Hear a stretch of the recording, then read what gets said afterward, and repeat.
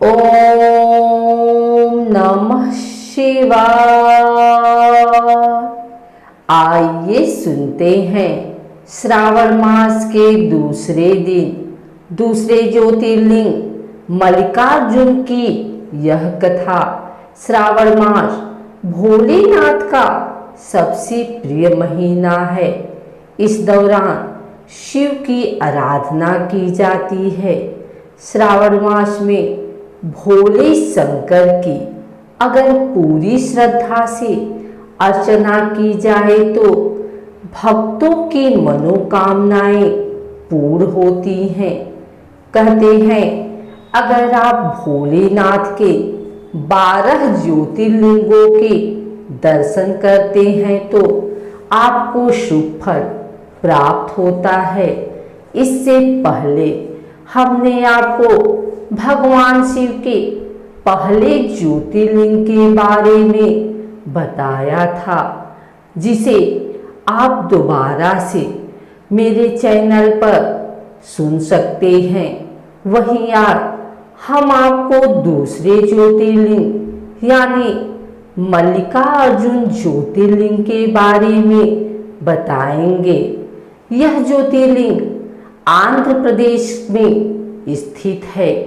कहा जाता है कि यहाँ महादेव माँ पार्वती के साथ विराजते हैं।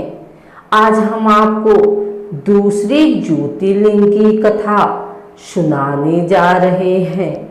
आइए सुनते हैं मल्लिकार्जुन ज्योतिर्लिंग की यह कथा। शिव पुराण के अनुसार यह कथा शिव जी के परिवार से जुड़ी हुई है।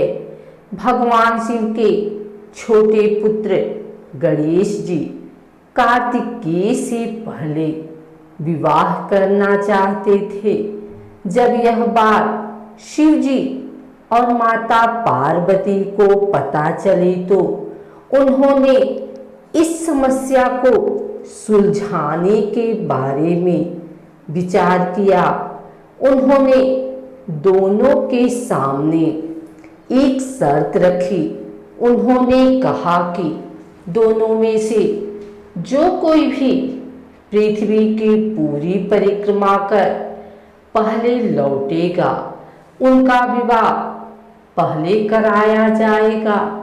जैसे ही कार्तिकेय ने यह बात सुनी, वो पृथ्वी की परिक्रमा करने के लिए निकल गए। लेकिन गणेश जी ठस से मस नहीं हुए।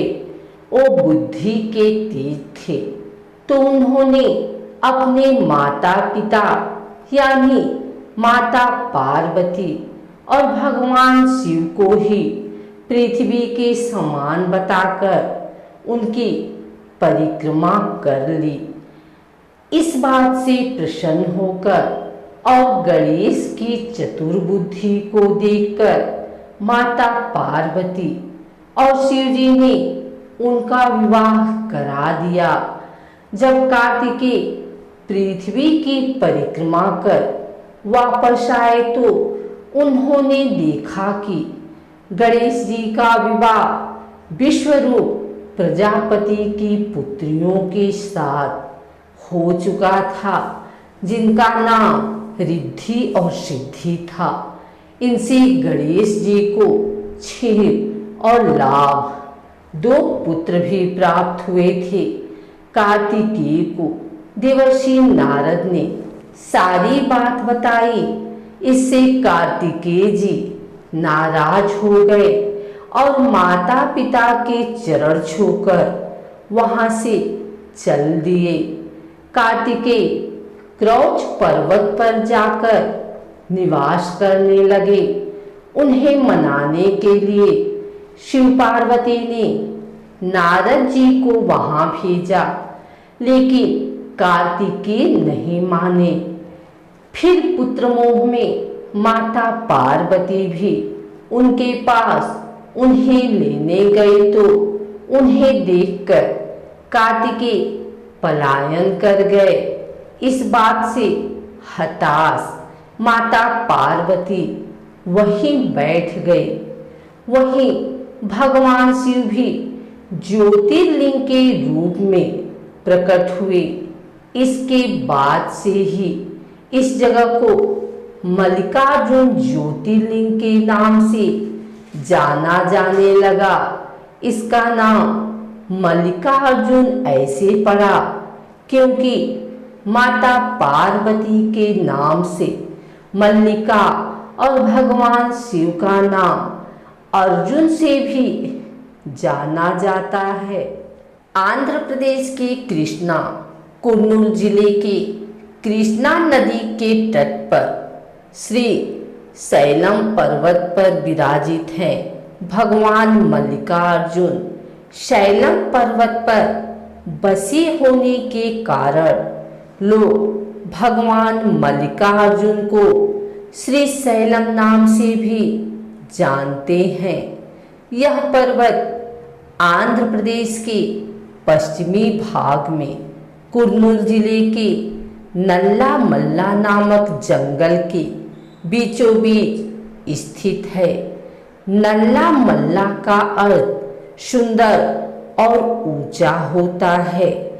पौराणिक कथाओं के अनुसार 12 ज्योतिर्लिंगों में मल्लिकार्जुन एकमात्र ऐसा ज्योतिर्लिंग है जहां भगवान शिव और शक्ति यानी माता पार्वती दोनों ही एक साथ विराजमान हैं। इसलिए इस ज्योतिर्लिंग की मान्यता और बढ़ जाती है। इसे दक्षिण का कैलाश भी कहा जाता है।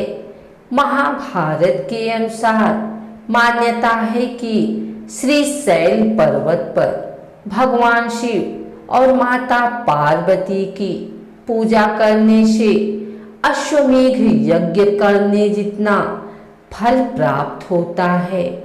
मंदिर के निकट ही 51 शक्तिपीठों में से एक माता जगदम्बा का मंदिर है। माता पार्वती यही ब्रह्माराम्बा या ब्रह्मराम्बिका कहलाती हैं। मान्यता ये भी है कि यहाँ बहने वाली कृष्णा नदी को पाताल गंगा भी कहा जाता है। अगर आपको हमारी वीडियो अच्छी लगी हो तो इसे लाइक करें, कमेंट करें, शेयर करें।